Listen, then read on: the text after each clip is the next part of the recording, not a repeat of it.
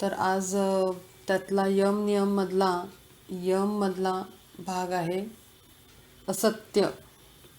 असत्यावर आज आपण बोलणार आहोत. मागच्या वेळेला आपण पहिला घेतला अहिंसा, आणि त्या अहिंसेनंतर आपण अहिंसेला कसं फॉलो करायचं हे आपण दोन अँगलनी बघितलं, दोन प्रकारे.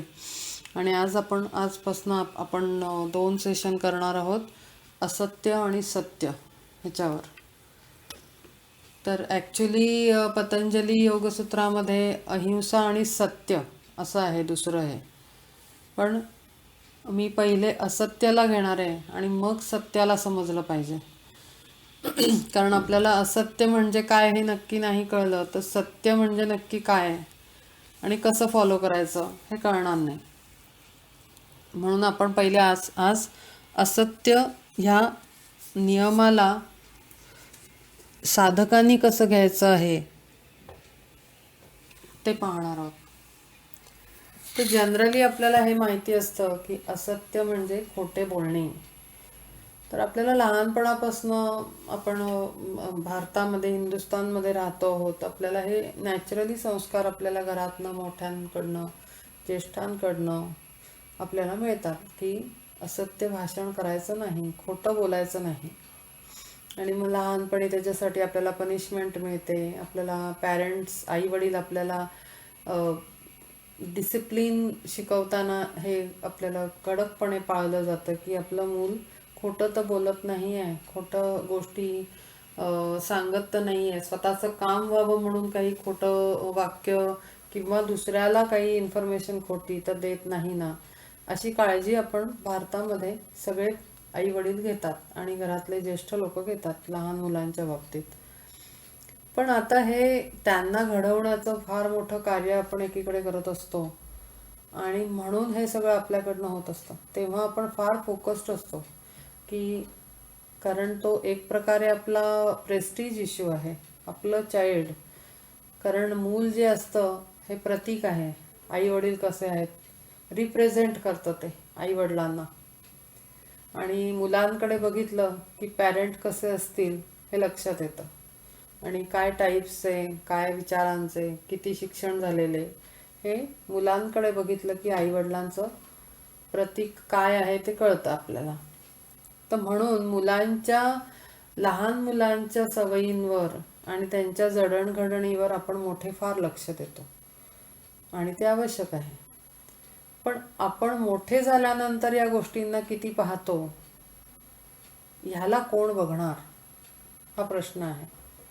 लहानांवर मोठे लक्ष ठेवणार, मग मोठ्यांवर कोणी लक्ष ठेवायचं?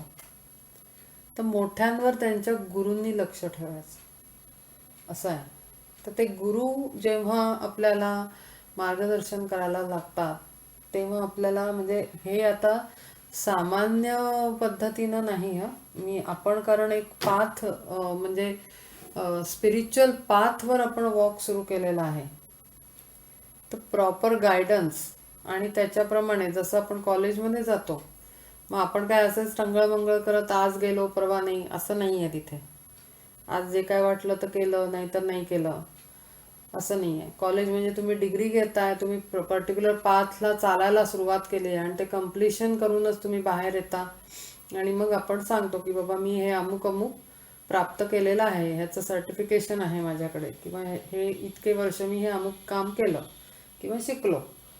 तर स्पिरिच्युअल पाथचं पण तसंच आहे. म्हणजे एक असतं ऑर्डिनरी आपण कोणाला तरी फॉलो करणं. फॉलो म्हणजे काय करतो आपण जस्ट त्यांना ऐकत असतो, ते कसं सांगतायत, काय सांगतायत त्याला आपण फॉलो करतो, फॉलो. आणि एक असतं की आपण त्या संस्कारांवर जगणं करून त्या टीचिंग्सना ॲब्सॉर्ब करतो. ती गुरु शिष्य परंपरा. गुरु शिष्य परंपरेमध्ये पण आपण फॉलोच करत असतो, पण एक असतं इंटरनली फॉलोईंग आणि एक आहे एक्सटर्नली फॉलोईंग. म्हणजे आता साधारण आपण बरेच जण लोक आर्ट ऑफ लिव्हिंगला फॉलो करतात, किंवा दुसरे आहेत ते कोण, त्यांचं नाव विसरले मी, त्यांचे लेक्चर्स आपण ऐकतो. मग आपण सगळीकडे ऐकतो, एक त्यांचं पुस्तक लगेच आपण घरी घेऊन येतो की आपण त्याला वाचून काढतो, मग आपल्याला कुठेतरी अपील होतं ते, आणि मग आपण त्याला फॉलो करतो. किंवा इंस्टाग्रामवर पण लोक फॉलो करतात, ते वेगळं. पण म्हणजे फॉलोचा अर्थ हा की वरवर करणी, एक्सटर्नली फॉलो करणं. त्याच्यातनं एक्सटर्नल फॉलो करण्यातनं आपण इंटरनली चेंज नाही होत. इंटरनल चेंजेस तेव्हाच येतात जेव्हा आपण ॲक्च्युली जे ऐकतो, बघतो आणि वाचतो, अभ्यासतो आहोत, त्याला अप्लाय करणं ॲक्च्युअल जीवन लाईफमध्ये, आणि मग त्याला वापरून ते पक्कं करणं. ते इंटरनल फॉलोईंग झालं. आपण आपल्या सद्गुरूंना फॉलो करतो म्हणजे काय, की त्यांच्या टीचिंग्सना, बिहेवियरना आणि स्पिरिच्युअल टीचिंग्सना आपण फॉलो करतो म्हणजे वापरतो, आणि स्वतःमध्ये आमूलाग्र बदल करतो. ते फॉलोईंग वेगळं आहे. तर जेव्हा आपण स्पिरिच्युअल पाथवर चालायला लागतो, गुरुच्या मार्गदर्शनाप्रमाणे स्टेप्स उचलायला लागतो, तेव्हा मग अगदी बेसिक्सपासून सुरुवात होते. ते हे बेसिक्स आहेत अष्टांग योगाचे यम नियम, की वागायचं कसं, बघायचं कसं, बोलायचं कसं, विचार कसा करायचा आणि कर्म कसं करायचं. थॉट, ॲक्शन आणि वर्ड्स थ्रू गुड बिहेवियर. तर त्याच्यामध्ये हे दुसरं येतं असत्य. आता लहान मुलांना आपण ओरडतो की असत्य भाषण करायचं नाही, खोट्या गोष्टी पसरवायच्या नाहीत वगैरे वगैरे. मग आता मोठ्यांनी आपण स्पिरिच्युअल पाथवर चालताना असत्य म्हणजे नक्की काय करायला पाहिजे. आपण नकळतपणे 99% आपण बऱ्याचदा खोटं बोलत असतो. आता जेव्हा आणि आपण स्पिरिच्युअल पाथवर चालायला लागतो तेव्हा आपल्याला गुरु काय शिकवतात, आपल्याला लाईट म्हणजे काय, की आपल्याला ते लक्ष द्यायला शिकवतात स्वतःकडे. आपल्याला बाहेर न लक्ष घालता आपल्याला ते लक्षात येतं की अरे नाही, आपण आपल्याला बघितलं पाहिजे, आपण स्वतःला ऑब्झर्व केलं पाहिजे, आपण काय करतो आहोत, मी बोलते तेव्हा काय बोलते, मी विचार करत असते तेव्हा स्वतःबद्दल काय आणि दुसऱ्याबद्दल काय, मी नक्की काय विचार करत असते किंवा असतो, आणि मी कृती करताना नक्की कितपत सत्य कृती करतो. हे आपल्याला गुरु स्वतःकडे लक्ष देऊन बघायला सांगतात, आणि तेव्हा ते आपल्याला हे सगळं शिकवत असतात की असत्य भाषण करायचं नाही, असत्यता जीवनामध्ये असलीच नाही पाहिजे. मग आता ही नक्की कुठल्या लेवलवर असली नाही पाहिजे, आणि किती डीपर त्याचं अंडरस्टँडिंग आहे, आणि कशा पद्धतीनं स्वतःचं ग्रूमिंग आपण करायचं आहे, आणि अंतर्बाह्य बदल आपल्यात कसे घडवायचे, ते आता इथे येणार आहे. तर असत्य भाषण म्हणजे जनरली आपण खोटं बोलत नाही. आपण अगदी घरात पण म्हणतो मी खोटं बोलत नाही आहे, मी जे आहे ते सांगतोय किंवा सांगते. पण आता ह्याच्यामध्ये सुद्धा जसं आपण पहिल्या ह्याच्यामध्ये बघितलं अहिंसा, प्रत्येक ह्या 5 यम नियमांमध्ये 2 प्रकार आहेत. जसं असत्य हे स्वतःवरही अप्लाय होतं आणि असत्य हे दुसऱ्याबरोबरही अप्लाय होतं. म्हणजे की स्वतःबरोबरचं बरोबर आपण किती खोटं बोलतोय, आणि दुसऱ्या व्यक्तीबद्दल किंवा दुसऱ्या व्यक्तींसोबत किती खोटं बोलतोय, हे 2 प्रकार झाले. आता पहिलं आपण दुसऱ्याबरोबरचं घेऊया.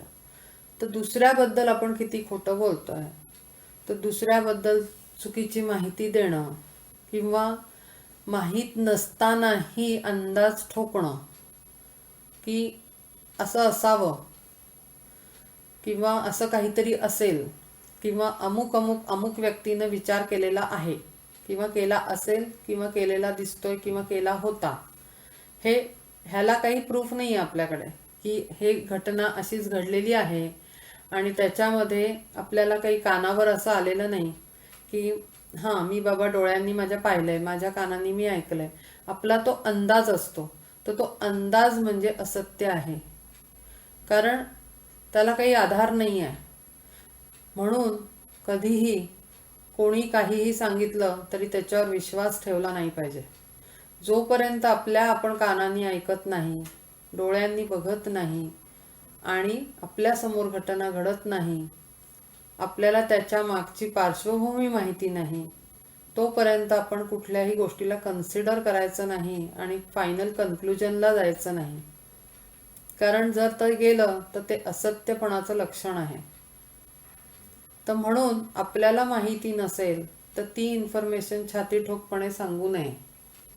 जर ती आपण सांगत असू तर आपण असत्य भाषण करत आहे हे होतं. आता गंमत अशी आहे की म्हणूनच पहिला मी डिफरन्स सांगितला ऑर्डिनरी फॉलोईंग आणि deeper following. Internal and external following माझ्या तोंडून पहिले यासाठी निघालं की आता मी तुम्हाला सांगते की इतकं बारकाईने का मग बघायचं स्वतःला. काय फरक पडतो? एखाद्या वेळेला मी बोलले तर काय फरक पडणार आहे? काही भयंकर नुकसान तर होत नाही कोणाचं. पण मग ते नक्की प्रॉब्लेम कुठे होऊ शकतो? तर जेव्हा आपण ऑर्डिनरी फॉलो करत असतो तेव्हा काहीच फरक पडत नाही. काहीच फरक पडत नाही. कारण आपण नुसतं ऐकल्या गाणी ऐकतो, मूव्ही बघतो, तसं आपण त्या एखाद्याला बघत असतो आणि फॉलो करत असतो. त्याच्यामध्ये तेवढा एनर्जी लेवलचा डिफरन्स येत नाही.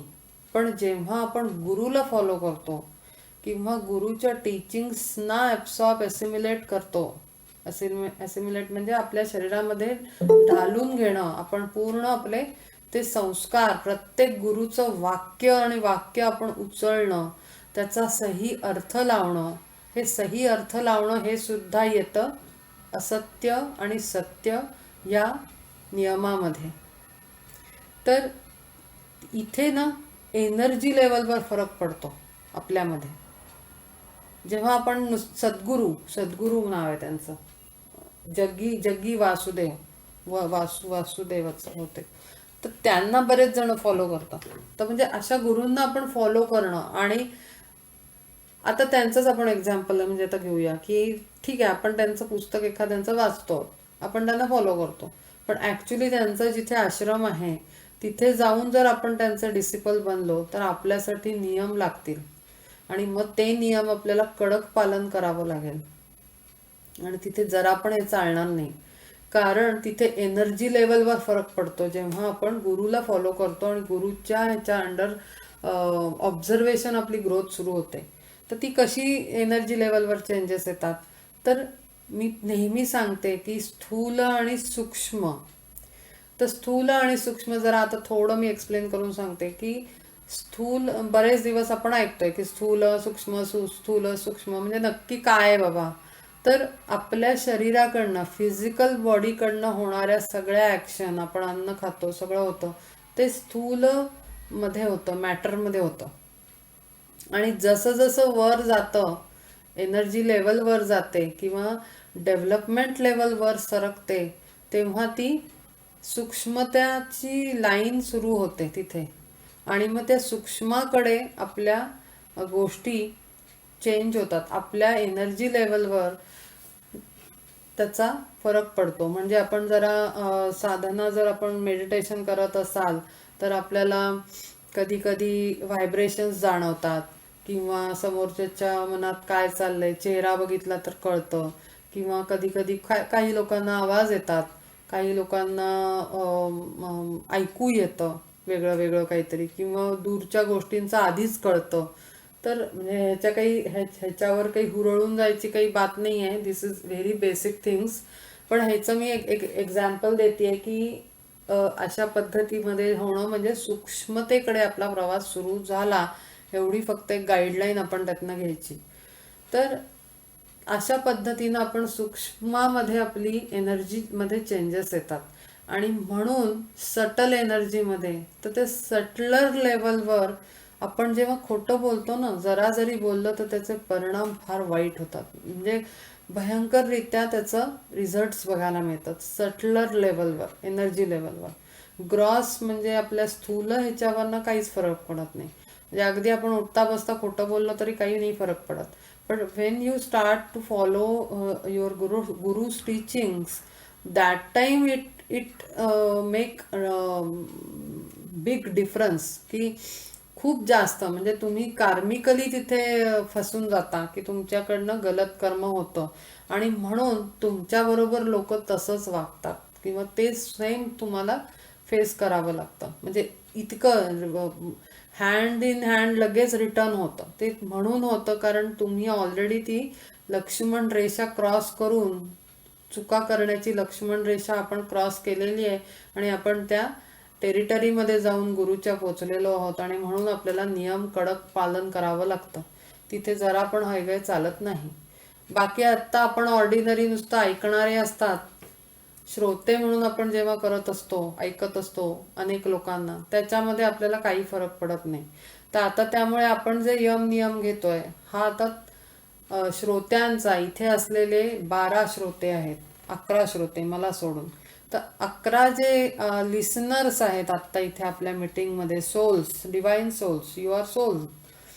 तर त्या सोल्सनी ठरवायचं आहे की मी कितपत ह्या यम नियमांना माझ्या जीवनात वापर करायचा आणि मी कितपत त्याला सिरियसली घ्यायचा. त्याच्यावर तुमचा म्हणजे प्रत्येक जीवाचा प्रवास आणि प्रगती अवलंबून आहे. तर आता खोटं बोलायचं म्हणजे आपण जनरली पटकन असं सांगतो की घरातनं निघालेलो नसतो, पण आपल्या मित्रमैत्रीण किंवा कोणाचाही कलिगचा फोन येतो, अरे बाबा तू कुठे पोचलायस, अरे हा मी चौकातच आहे, मी ऑटो पकडतोय. हे इतकं सुद्धा आपण अगदी सहज खोटं बोलतो. आपण असतो घरातच, चप्पल घालून निघत असतो, पण आपण समोरच्याला सांगतो अरे नाही नाही 2 मिनिटं, बस 5 मिनिटात मी पोचणार आहे. हे रोजच्या जीवनात चालून जातं. हे हे असं तर अगदी आपण खूप बोलतो, म्हणजे सगळेच बोलतो. पण हे जेव्हा स्पिरिच्युअल टीचिंग्समध्ये तुम्ही जाता, गुरुच्या मार्गावर चालायला लागता, तिथे हे एवढं खोटं सुद्धा चालत नाही. त्याचे भयंकर परिणाम भोगावे लागतात. कारण त्याची एनर्जी बदललेली असते गुरुच्या सानिध्यात आल्यावर आणि साधना करून, आणि मग त्याच्या त्या सटलर एनर्जी लेवलवर जर्नी सुरू झालेला असतो. आणि म्हणून तिथे जरा जरी कण जरी पडला चुकीचा एखादा मातीचा, तरी तो मोठा विंग लावून मोठा झाल्यासारखा त्याचा परिणाम येतो. तर अशा प्रकारचं दुसऱ्याबद्दलचं असत्य कधीही बोलू नये. कारण जेव्हा आपण दुसऱ्याबद्दल बोलतो तेव्हा परसेप्शन, म्हणजे आपण आपलं स्वतःचं परसेप्शन म्हणजे काय, आपण जे ग्रास्प केलेलं असतं जगाबद्दल आणि व्यक्तींबद्दल जे आपण नॉलेज कलेक्ट करतो, त्या आपल्या टेंडन्सीमध्ये बिघाड, म्हणजे आपण त्याला म्हणू शकतो मानसिक रुग्णासारखी अवस्था येते खोटं बोलणं ही. म्हणजे आपण स्वतःच मानसिक रुग्ण असल्यासारखं वागतो आणि आपण दुसऱ्यालाही मानसिक रुग्ण केल्यासारखं परिणाम त्याला देतो.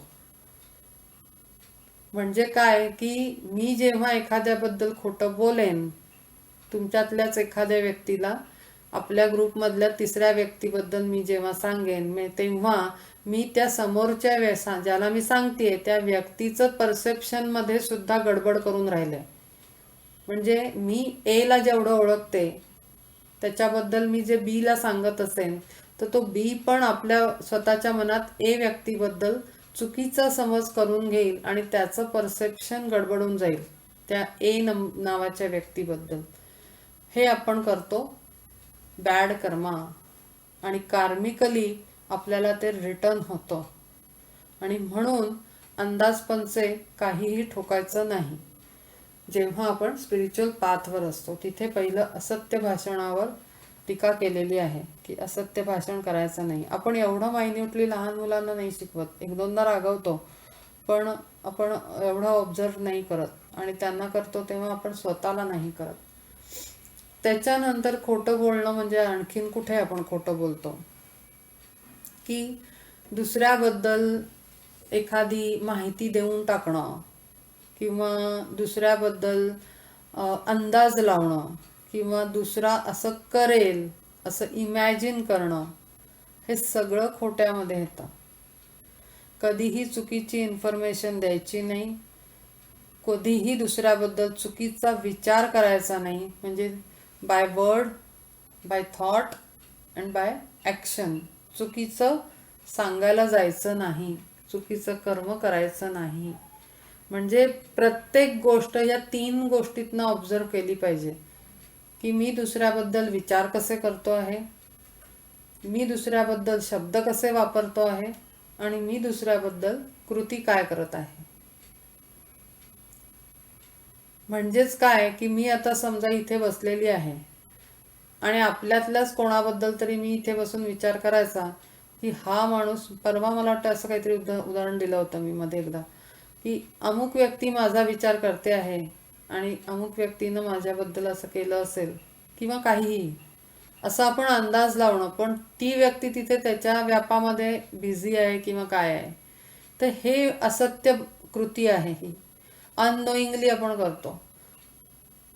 आपण काही बघायला गेलेलो नसतो, आपल्याकडे प्रूफ नाही आहे की त्या व्यक्तीनं असं केलेलं आहे, त्या व्यक्तीनं आपला विचार केलेला आहे किंवा आपल्याबद्दल काही कारस्थान केलं आहे किंवा आपल्याबद्दल कोणाला काही माहिती दिली आहे किंवा काहीही आपल्याकडे प्रूफ नाही आहे. तेव्हा आपण हे असे विचार करायचे नाही. त्याच्यानंतर आपण दुसऱ्यालाही माहिती चुकीची द्यायची नाही, कोणाबद्दलही. आपल्याला माहिती नाही असं सांगावं की नाही, मला माहिती नाही आहे, मी माहिती काढून सांगतो. तर त्यामुळे असत्य हे इथपर्यंत दुसऱ्याबद्दलचं झालं. आता दुसरं असत्य आहे स्वतःबद्दलचं. जसे आपण दुसऱ्याबद्दल गैरसमज करून घेतो, वरकरणी बिहेवियर बघून आपण त्याच्यातनं आपल्या परसेप्शन, म्हणजे आपलं जे अंडरस्टँडिंग असतं, जेवढं आपलं बुद्धीची पातळी असते, समज असते किंवा आपल्या सोलची डेव्हलपमेंट झालेली असते, त्या 3 लेवलवर आपण समोरच्याचा व्यक्ती म्हणून अर्थ काढून घेतो की हा अमुक एक व्यक्ती ह्या प्रकारचा स्वभाव आहे, ह्या प्रकारचं व्यक्तिमत्व आहे, ह्या प्रकारची सोच आहे आणि ह्या प्रकारचं बिहेवियर आहे. हे कन्क्लुजन आपण करून मोकळे होतो आणि तसंच त्याला जीवनभर कॅरी करतो. पण डे बाय डे आपण इम्प्रूव्ह होत असतो, या रियालिटीला आपण सोडतो आणि मग ते एकदाच पहिल्या भेटीमध्ये घेतलेलं किंवा पहिल्या अनुभवात घेतलेला, अनुभवातनं तयार झालेलं जे चित्र असतं त्या व्यक्तीचं, त्याला घेऊन आपण जन्मभर आपणही तसंच वागतो आणि 4 लोकांनाही आपण त्या व्यक्तीबद्दल तसंच सांगतो की ही अशीच आहे. पण ती तशी कधीचीच बदललेली असते हे आपण ना स्वतः बघतो ना दुसऱ्याला सांगतो, तोही बघत नाही. आणि पुन्हा ती अशी गोष्ट आहे ना ह्याची, तसं ते एकाने दुसऱ्याला सांगायचं, दुसऱ्यांना, असं करून एका व्यक्तीला पूर्ण बदनाम करून ठेवतात. असं आपल्याकडे खूप लोकांच्या घरांमधनं होतं. एखाद्या व्यक्तीला बदनाम केलं जातं, जाणूनही घेतलं जात नाही की त्या व्यक्तीचा स्वभाव काय आहे, त्याच्या मागची कारणं काय आहेत, त्याच्या मागचं भूमिका काय आहे. तर हे आहे असत्य भाषण करणं आणि असत्य माहिती लोकांना पोचवणं, आणि त्याच्यामध्ये डिस्ट्रॉय करतोय आपण, इमेज डिस्ट्रॉय करतोय एखाद्या व्यक्तीची. त्यामुळे सगळ्यात वाईट कर्म आहे ते. एखाद्याची पर्सनॅलिटी, एखाद्याची इमेज आपण डिस्ट्रॉय करतो लोकांना सांगून. म्हणून कोणालाही तुम्ही अनुभव घ्या म्हणायचं आणि ठरवा. कारण जरूर ऑब्वियस आहे, म्हणजे हे मी पण अनुभवलंय की एखादी व्यक्ती समोरचा, आता मला होतं असं की मला कोणीतरी सांगतं की अरे अमुक अमुक ठिकाणी, अरे त्यांच्याकडनं जरा सांभाळून राहा, ही व्यक्ती बरोबर नाही आहे. मी ऐकून घेते, पण जरुरी नाही, मला नेमका अपोजिट एक्सपिरियन्स येतो. तर जरुरी नाही आहे ना की ते सेमच तसंच मला अनुभवायला येईल. कारण पुन्हा इथे खूप, म्हणजे सगळीकडे एनर्जी एनर्जी एनर्जी, हे एकच आन्सर आहे सगळ्याचा, रूट कॉज. एनर्जी आहे जी आपल्याला डोळ्यांना दिसत नाही, पण त्या एनर्जीच्या प्रवाहातच आपण सगळे जीव जगतो आहोत. हे युनिवर्स सगळं या एनर्जीमध्ये आहे. आणि त्यामुळे मला जो सांगणारी व्यक्ती आहे त्याची एनर्जी, बॉडीची एनर्जी त्या व्यक्तीशी जुळली असेल नसेल, तिनं त्याला तसा बरोबर रिस्पॉन्स दिला नाही, पण कोणाला माहिती माझी एनर्जी त्या व्यक्तीला कम्पॅटेबल असेल आणि मला तिनं रिस्पॉन्स पॉझिटिव्ह दिला. पण म्हणून जर मी गृहीत धरून जर त्या इन्फॉर्मेशनला मी गेले असते तर मग काय झालं असतं. म्हणून साठी हे कारण आहे सगळ्याच्या मागे, एनर्जी आहे. म्हणून कधीही काही कोणाचं ऐकायचं नाही ऐकून आपल्याला बॅकअप म्हणून ठेवायचं नॉलेज आणि पुन्हा स्वतः फ्रेश माइंडनी एक्सपिरियन्स घ्यायचा व्यक्तीचा आणि मग आपण कन्क्लुजनला जायचं. असत्य वागायचं नाही आणि असत्याला स्कोप द्यायचा नाही. आणि तसंच स्वतःबरोबर आपण आपलं हे अगदी 100% हे असतं की मी बेस्ट आहे, माझा स्वभाव खूप चांगला आहे, मी कधीही चूक करत नाही, मला सगळं माहिती आहे आणि मी जे निर्णय घेते किंवा घेतो ते अगदी करेक्ट असतात. हे प्रत्येक जीव स्वतःकडे बघताना असाच विचार करत असतो. आणि म्हणून बाहेर जे असतं स्वतःच्या पलीकडे असतं ते सगळं चुकीचंच वाटत असतं माणसाला. आणि म्हणून इथे असत्याची बाजू पडताळून बघायची वेळ येते स्वतःबरोबर. स्वतःला वाढवून मोठं करणं एखाद्या भिंगात बघितल्याप्रमाणे आणि सगळी छोटी दुनिया बाकीची सगळी छोटी करून टाकणं आपल्या पुढे, हे सुद्धा असत्य लक्षण आहे असत्याचं. कारण खरं आपण म्हणजे स्वतःला असं फुगवून मोठं करतो की I am the best, I am the best हवं, पण ते कुठे सेल्फ कॉन्फिडन्समध्ये, इथे नाही. तो पार्ट वेगळा आहे.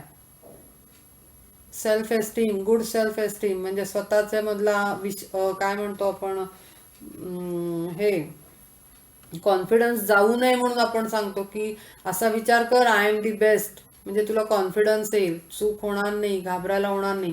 तिथे हे वापरणं वेगळं आहे, त्याचा पर्पज वेगळा आहे कम्प्लिटली. आणि इथे आपण समाजात आणि परिवारात राहताना आय एम दी बेस्ट म्हणणं घातकारक आहे. म्हणून स्वतःला फुलवून बघायचं नाही. आपण फार कौतुक करतो. मला अत्यंत राग येतो या मनुष्य स्वभावाचा.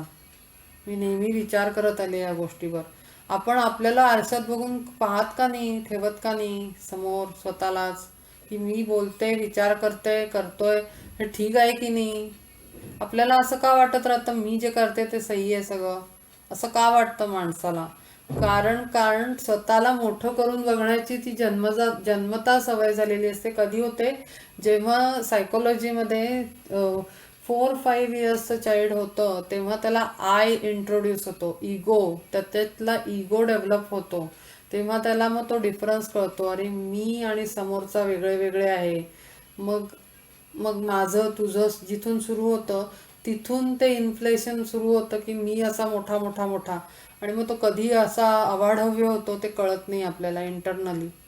म्हणून स्वतःबद्दल असत्य विचार करायचे नाहीत.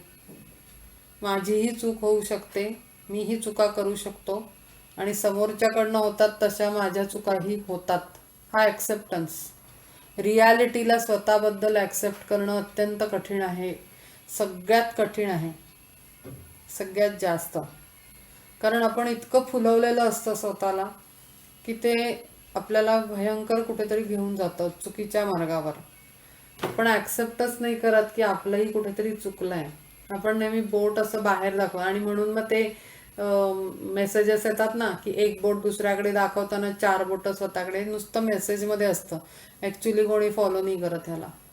पण सतत सतत सतत रोज दिवस अख्खा घालवला की ह्याच्यावर म्हणजे उपाय हा आहे. मग आता आपण हा अभ्यास करतोय, पण ह्याला सगळं मग चेंजेस कसे आणायचे. एखाद्याची इच्छा असेल की हो बाबा मला बदलायचं आहे, मी गुरुच्या पाथवर चालतोय आणि चालायला सुरुवात केली, I want to change myself. मग ह्याच्यावर कसं करायचं, तर ह्याच्यावर सोल्युशन हे आहे की रोज रात्री आपलं स्वतःला पाहायचं, रिफ्लेक्ट करायचं समोर की आज सकाळपासून मी काय काय केलं. मी उठलो, मग अमुक केलं, मग अमुक केलं, मी अमक्याला अमकं म्हटलं, तमक्याला तमकं म्हटलं. हे सगळं स्वतःचं प्रोजेक्ट करायचं रात्री झोपायच्या आधी. डोळे बंद, देवाचं नाव घेऊ आपण सगळं करतो, पण असं स्वतःला समोर ठेवून बघितलं पाहिजे की मी आज सकाळी उठल्यापासून आता मी झोपेपर्यंत मी काय काय काय काय करत आहे. आणि हे जेव्हा आपण करू तेव्हा आपल्याला आपली चूक लक्षात येईल. कारण जेव्हा आपण आपल्याला समोर उभं करतो तेव्हा आपण जेव्हा समोर उभं करतो तसं दुसरा जसा चुकीचा कळतो तसाच मीही चुकीचा आहे हे आपल्याला तेव्हाच कळतं, जेव्हा आपण आपल्या समोर आपल्याला उभं करतो. मिरर दाखवणं म्हणतात त्याला. तो मिरर खूप दाखवणं आवश्यक आहे स्वतःला. आणि मग ही सवय लागली ना की दुसऱ्यांच्या चुका कमी, क्रिटिसिझम कमी होतं आणि आपण स्वतःवर लक्ष द्यायला लागतो. तर हा प्रकार आहे आपल्या असत्याचा, स्वतःवरचा. दुसरं एक असत्यातलं स्वतःसाठीचं आहे प्राईड. प्राईड म्हणजे अहंकार. आपण जे करतो आहोत त्या कृतीचा, अगदी स्वयंपाकाचा सुद्धा अहंकार असतो. भाजी अशी झाली, मग एक्सपेक्टेशन, अरे घरातल्यांनी म्हणावं आज भाजी काहीतरी वेगळी झाली. काही फरक नाही पडत, आपल्याला माहिती आहे चांगली झाली आहे बस. पण मी बघितलंय हे पण एक हाही एक अगदी मोठा स्वभाव असतो. किंवा कुठलाही निर्णय मी घेतलेला आहे, मग त्याच्यामुळे झालं. काही नाही, कोणीतरी लीड करायचंय म्हणून एकाने घेतलेलं आहे लीड, हरकत नाही मी घेतलंय यावेळेस, पुढच्या वेळेला दुसरा कोणीतरी असेल. इतकं कडक स्वतःला बघावं लागतं तरच या स्पिरिच्युअल, हे पतंजली ऋषींनी उगीच यम नियम आधी नाही ठेवलेत. मी मागच्या वेळेला सांगितलं होतं, सुरुवात केली तेव्हा, की यम नियम हे पहिल्या दिवसाला सुरू होतात आणि अंतापर्यंत राहतात. आणि जो या यम नियमांवर सतत लक्ष ठेवत नाही तो मनुष्य कुठल्याही सिच्युएशनमध्ये, कुठल्याही स्टेजमध्ये, स्पिरिच्युअल डेव्हलपमेंटमध्ये ठापकन खाली घसरतो एका क्षणात. त्याला एक क्षण सुद्धा लागत नाही. कारण का? मगाशी सांगितलं की सटलर एनर्जीमध्ये त्याच्या छोट्या चुकीचं मोठं हे भोगावं लागतं, शिक्षा भोगावी लागते. ऑर्डिनरी पर्सनला त्याचा फरक नाही पडत, कारण तो ग्रॉस म्हणजे चिखलातल्याच किड्याला चिखलात पडून काय फरक पडणार आहे.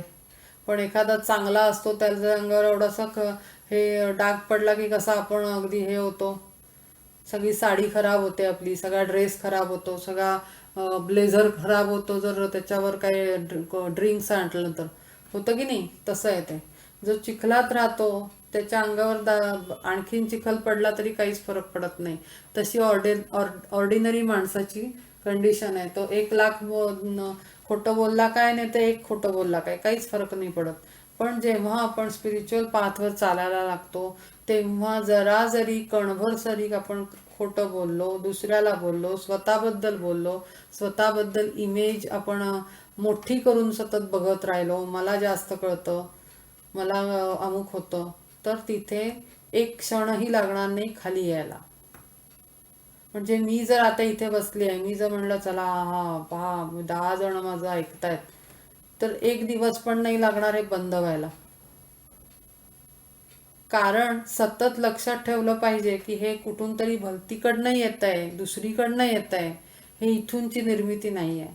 आणि म्हणून स्वतःला जागेवर बसवणं की you are just an instrument. नुसतं लाकडाचं एक टूल आहे, त्याच्या आतमध्ये जे लीड भरलं आहे ते दुसऱ्यानी भरलेलं आहे आणि ते लीड आणि इंक तिथून चाललेली आहे आणि म्हणून पेन लिहित आहे. हे असं सतत स्वतःला सांगावं लागतं. त्याच्याशिवाय ते असत्य भाषणचं जे नियम आहे तो फॉलो नाही केला तर तो महागात पडतो. आणि जरी आता आता असं आहे की हे कळणार कसं की आपण फॉलो करायला लागलो किंवा आपली एनर्जी चेंजेस होतात. तर जेव्हा आपण करायला लागतो ना, आपल्याला आपोआपच जाणवायला लागतं की जरा असं विचित्र वाकडा थॉट आला की आपल्याला स्वतःलाच आतमधनं जाग येते की अरे काहीतरी चुकीचा विचार करतोय मी, काहीतरी चुकतंय माझं. हे काही दिवसांनी सवय व्हायला लागते. जेव्हा आपण मिरर दाखवतो, स्वतःला पाहायला लागतो मिररमध्ये, आपल्याला स्वतःला समोर काय काय केलं, कोणाशी कसं बोलले, टोन काय होता, चेहऱ्याचे एक्सप्रेशन कसे होते, माझं इंटेन्शन, कारण आपल्याला माहिती असतं ना आपल्या मनात काय विचार होता आहे वाक्य बोलताना, त्याचा खरा अर्थ आतमध्ये काय होता माहिती होतं. मग माझा विचार सही होता का, मी अमुक रिॲक्ट केलं. हे जेव्हा आपण प्रॅक्टिसमध्ये आणतो तेव्हा आपोआपच 10व्या-15व्या दिवशी रात्री विचार ठरवलं नसताना आपल्याला पटकन पहिले चूकच आठवेल की अरे आज मी हे बरोबर नाही केलं. आणि मग आपण काय करतो त्याच्या नेक्स्ट स्टेज, हे पहिलं तर हे realisation, then acceptance and then change. मग त्याच्यानंतर चेंजेस आणतो आपण की अरे नाही आता पुढच्या वेळेला ह्या माणसाशी बोलताना किंवा या अशा सिच्युएशनमध्ये बोलताना मी माझी विवेकबुद्धी जागेवर ठेवणार आणि मी गलत बोलणार नाही, मी गलत काम करणार नाही, गलत इंटेन्शननी रिॲक्ट करणार नाही, असं आपण रिमाइंडर देतो स्वतःला. आणि मग ती ॲक्शन जोपर्यंत आपण तिथे रजिस्टर करत नाही, पहिले तर काय ऑब्झर्वेशन, देन ॲक्सेप्टन्स, नाही observation, realisation, then acceptance and then change, registration and then change in behaviour. अशा 5 स्टेजमध्ये ते चेंजेस होतात आपल्यामध्ये. आणि मग एकदा आपण रजिस्टर केलं माइंडमध्ये की असं करायचं नाही आणि त्याच्याऐवजी ही ॲक्शन करायची आहे आणि पुढच्या वेळेला ती ॲक्च्युली केली की सिमेंटिंग झालं. मग पुन्हा रिपिटेशन होणार नाही चुकीचं. पण म्हणून काय आपण अगदी स्वच्छ शुद्ध झालो का? तर नाही. हे सतत सतत काही काही पिरियड नंतर आपल्याला दरवेळेस हे 5 जे नियम आहेत ते एकेकाला एकेकाला एकेकाला हळूहळू हळू पुन्हा पुन्हा पुन्हा पुन्हा पुन्हा सायकल त्याची चालू ठेवावी लागते. अहिंसा तर करत नाही, असत्य तर बोलत नाही, मी सामान तर साठवून ठेवत नाही आहे, मी ब्रह्मचर्य तर सांभाळते, ते असं म्हणजे हे सगळ्याला सतत ते साधनेमध्ये असलेल्या व्यक्तीला सायकल ही चालवावी लागते की प्रत्येकाला एक एकदा एक एकदा एक एकदा चेक करून करून करून करून करून मग ते प्युरिफिकेशन होत जातं. आणि तसं प्युरिफाईड होत होत होत तो सोल असा शिफ्ट होत जातो वरच्या लेवलवर आणि मग त्याची स्पिरिच्युअल डेव्हलपमेंट सुरू होते. आणि मग ड्रास्टिक चेंजेस येतात फिजिकल बॉडी लेवलवर पण, एनर्जी लेवलवर. अशा पद्धतीनं साधकाची प्रगती होत असते.